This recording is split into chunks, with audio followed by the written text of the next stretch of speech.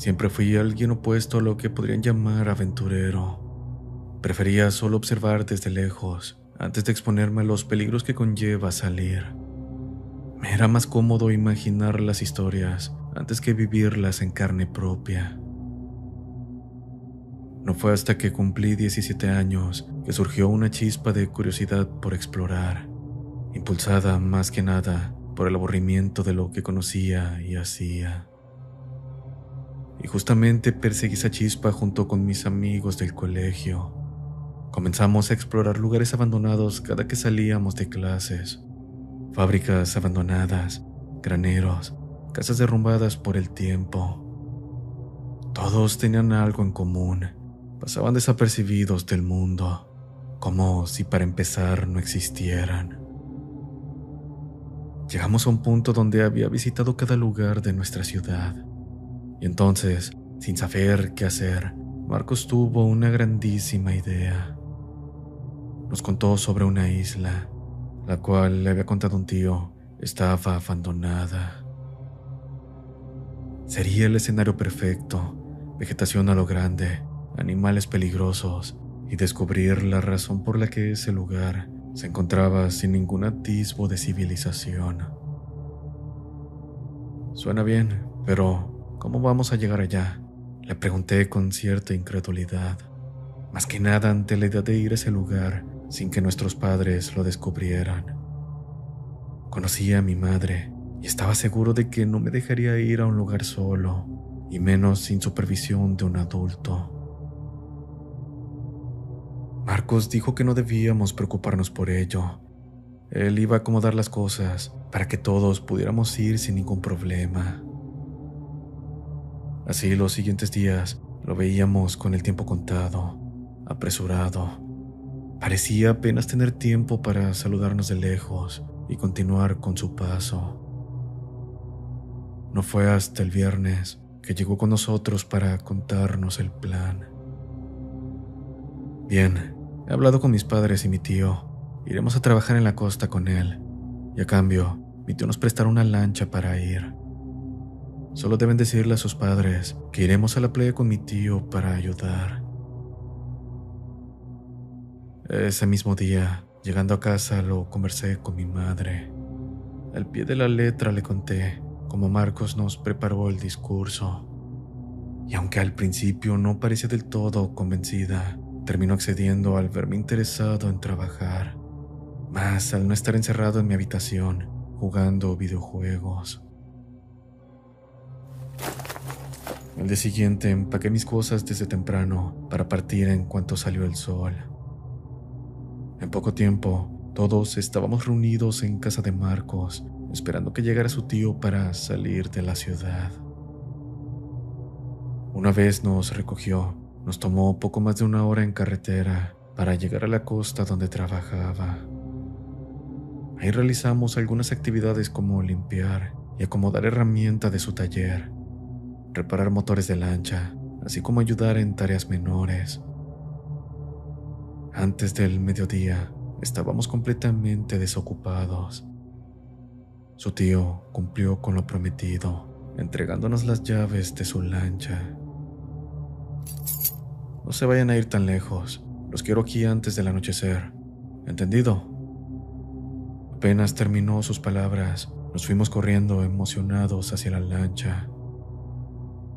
El día estaba seminublado y el mar con oleaje bastante calmado, suficiente para navegar sin problemas. Honestamente tuve un mal presentimiento antes de subir, una sensación vaga de estar en peligro o como si estuviera olvidando algo importante. Quería regresar a tierra firme, pero quedarme atrás, siendo un cobarde ante los ojos de mis amigos, pesa más que el riesgo. Al principio iba todo con normalidad. El motor vibraba con ese peculiar zumbido que perforaba constantemente nuestros oídos, impidiéndonos hablar en un tono de voz normal. Teníamos que casi gritar para conversar. Así, cuando solo faltaban unos metros para llegar a la isla, el motor se ahogó para luego apagarse de golpe. Marcos renegó mientras tratábamos de arreglar el motor. Se quejaba una y otra vez, diciendo que su tío lo mataría por arruinar la lancha. Por otro lado, yo fui el primero en rendirme. Y es que no podía dejar de sentir esa sensación de inquietud en mi pecho, como crecía conforme el sol empezaba a bajar del punto alto, dejándonos sin más remedio que remar hasta la orilla de la isla. La primera noche puedo describirla como tranquila, y eso fue solo porque nos mantuvimos casi pegados a la lancha. Los amigos se encargaron de encender una fogata para iluminarnos, mientras yo reunía troncos y hojas de palma para construir un refugio improvisado donde nos pudiéramos cubrir del clima. Durante la noche, solo nos quedó estar recostados alrededor de la fogata, escuchando cómo las olas rompían contra las rocas y la orilla. Resultaba un sonido casi hipnótico. El aire, además, olía con intensidad a sal y humedad. No hubo nada extraño, no hubo ruidos, sombras, ni siquiera animales acechando desde la vegetación. Y justamente esa tranquilidad fue la que nos hizo confiarnos, la que terminó engañándonos. Cuando desperté, supe que algo andaba mal, pues lo primero que vi fue a Marcos empujando a Alex con bastante coraje mientras le reclamaba por la lancha. Al girar, mi sorpresa fue no verla por ningún lado. Les dije que debían amarrarla a un árbol. Dios mío, mi tío ahora sí me va a matar. Alex le dijo que no fue él quien sujetó la lancha y que todo lo que estaba pasando era culpa de Marcos, quien en primer lugar había tenido la idea de ir a la isla. Lo cierto es que fui yo quien amarró la lancha y estaba seguro de haberla atado con cuidado, revisar cada nudo con cautela una y otra vez. Sin embargo, en ese momento ya no importaba.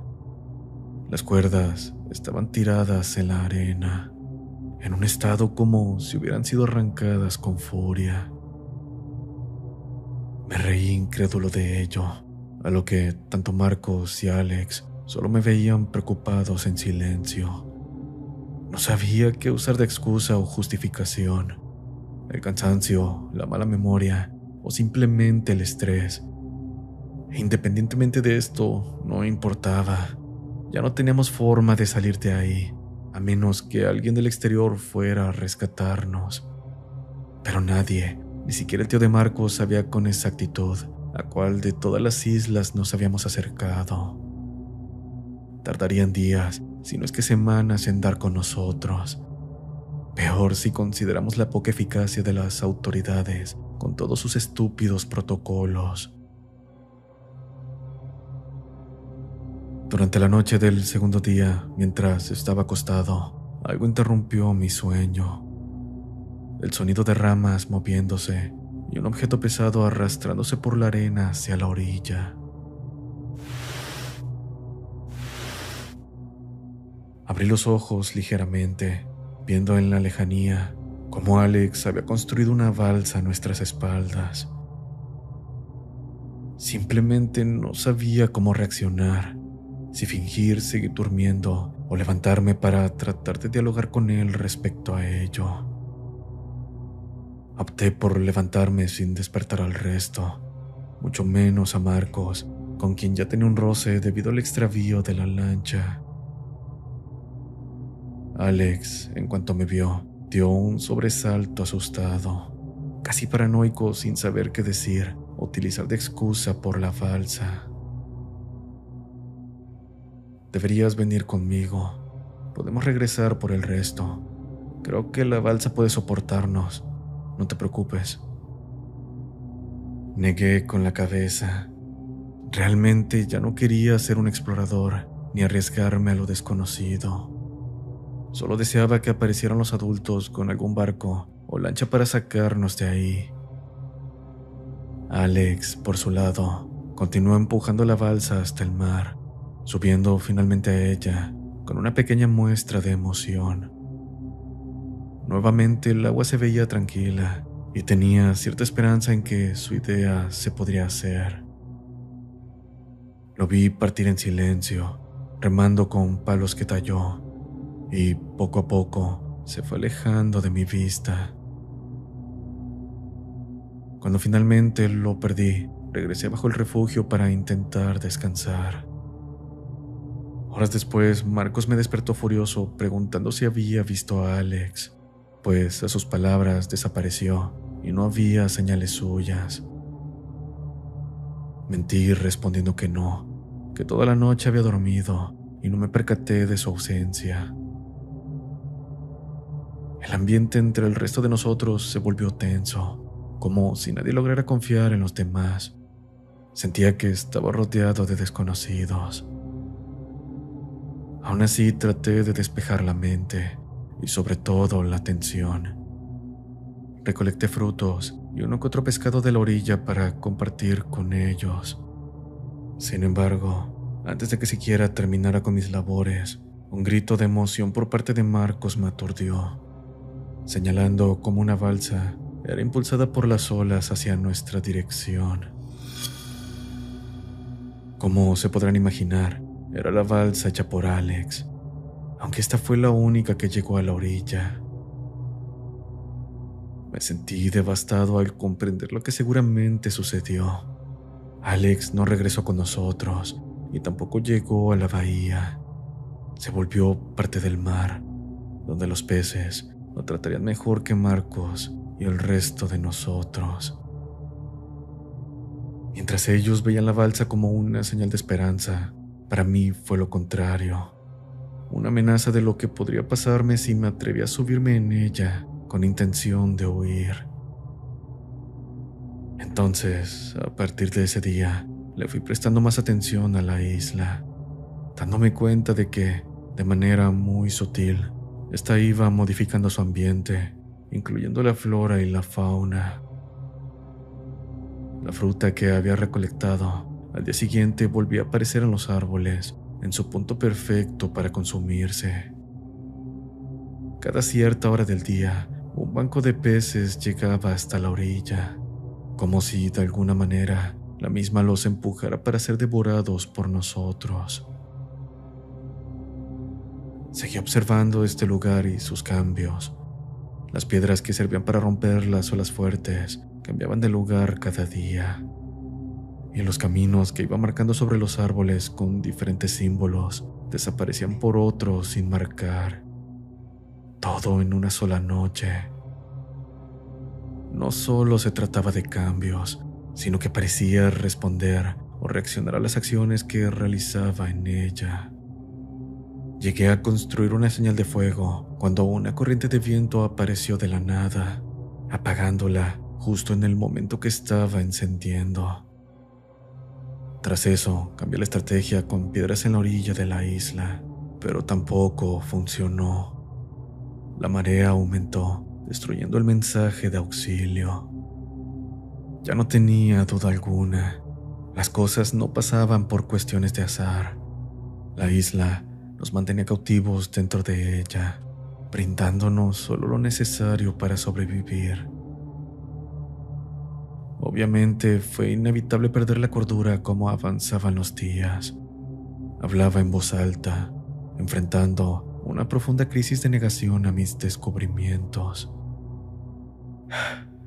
Es solo una isla, no puede pensar ni decidir, ¿verdad? Me repetía una y otra vez entre risas incrédulas, pues ni siquiera yo me convencía de mis palabras vacías. Asimismo, no pasó mucho para que el resto acordara subir a la balsa de Alex e intentara salir para buscar ayuda. Aunque les advertí que era mala idea, me ignoraron marchándose, prometiendo que regresarían. Está de más decir que ese fue el último día que los vi. Marcos, por su parte, se quedó a mi lado, aunque para este punto ya no era el mismo. Sus ojos se veían apagados. Sufría delirios espontáneos, donde según él, hablaba con sus padres y los demás chicos desaparecidos. Cuando menos esperé, ya habían pasado 2 semanas. La idea de ser rescatados había sido descartada por completo. Nadie vendría por nosotros. Aquí solo había dos opciones: la muerte de cada uno o indagar más en las profundidades de la isla. Eligiendo lo segundo, comencé a investigar su interior en busca de respuestas, rastros o alguna señal de haber existido vida antes de nuestra llegada. Tal como lo sospechaba, dentro de la isla sí existían refugios improvisados, restos de fogatas y objetos del exterior, incluso herramientas oxidadas semienterradas. Sin embargo, y pese a las señales, no había ni un solo cuerpo. Creo que para finales de la segunda semana, Marcos ya se había vuelto salvaje, atacando todo lo que se movía, conversando de ratos hacia el cielo. No tuve más remedio que tomar distancia, yéndome hacia otro lado de la isla, construyendo mi propio refugio y guardando alimentos para tratar de mantenerme estable el mayor tiempo posible. Una noche se me ocurrió escribir en una hoja blanda de árbol un mensaje simple de ayuda. Utilicé una botella vacía que encontré y la arrojé al mar con la poca esperanza y cordura que me quedaba. A la mañana siguiente, la botella estaba de vuelta con más cosas de las que puse dentro. Al abrirla, encontré papel y un grafito delgado, como si alguien quisiera continuar la comunicación de ese modo. Tras desenrollar el papel, encontré una frase que me dejó congelado del miedo. El mensaje no era el mío, sino el de alguien más, con una letra irregular, casi legible y temblorosa. Este decía: "No te vayas". Aunque no venía firma o indicios del remitente, ya sabía de quién se trataba: la misma isla. Y sí, tampoco entendía cómo lograba hacer eso, mas no buscaría entenderlo. Simplemente lo acepté y continué conversando con ella, escribiéndole mensajes que guardaba en la botella para regresar al mar hasta el día siguiente. Por unos días dejé de pensar en escapar y solo me dediqué a escribir. La isla me fue dando todo lo necesario para no preocuparme de nada. Tal como describirían, se volvió un paraíso. Lo único que debía mantener en pie era no intentar huir. Después de 3 semanas ahí, sufrí una crisis más, recordando el cariño de mi madre, de mis hermanos e incluso de mi padre, que llegaba a ser estricto en algunas ocasiones. Es por eso por lo que esos días negocié con la isla, llegando a un acuerdo, al mismo tiempo que construí una balsa más resistente que la construida por Alex. Para la 4ª semana, esperé el momento exacto para partir. La marea estaba baja, el viento se encontraba en total calma y el cielo despejado, sin una nube presente. Empujé la balsa con cierto miedo hacia el agua, subiéndome para empezar a remar sin detenerme, recordando a quienes perdí y a quien dejé atrás. Después de 1 hora remando, pude divisar la bahía donde todo había iniciado. Sin lograr contener las lágrimas, empecé a llorar, incapaz de creer que de verdad había regresado sano y salvo. Alcanzaba a ver siluetas, las cuales reaccionaban a mi aparición, pues había pasado alrededor de 1 mes desde que desaparecimos. Una vez la balsa llegó a tierra firme, caí de rodillas sobre la arena, mientras la gente me comenzaba a rodear cuestionando sobre mi estado, de dónde venía y dónde se encontraban los demás. Entre la saturación que sufría con tanta gente encima, hubo una interrupción, una ligera corriente de viento que, puedo jurar, me susurró con una voz familiar: "Promesa". Era la voz de Marcos distorsionada, aunque bien sabía dentro de mí que se trataba de la isla, recordándome nuestro acuerdo, el precio de mi libertad. Entre lágrimas hablé con los familiares de mis amigos y las autoridades. Les mencioné sobre la isla, aproximadamente dónde quedaba y que había sobrevivientes esperando ser rescatados. Honestamente me dolía mentirles, manipularlos y darles falsas esperanzas de encontrar con vida a alguien. Mas debía cumplir con mi parte del trato. No les daba información exacta, pero tampoco del todo ambigua. Esperaba que ellos se dieran cuenta por sí solos que se trataba de una trampa. Con esta información, sin embargo, a principios del siguiente mes, hubo familiares y unidades que salieron de la bahía hacia la isla. Fue ahí que di por terminada mi deuda. La isla y yo lo acordamos. Ella me ayudaría a regresar a salvo. A cambio, dejaría un sacrificio y enviaría a más gente para que nunca volviera a sufrir de soledad. En este caso, abandoné a Marcos, el culpable de que nuestra desgracia iniciara, y ahora mi chivo expiatorio.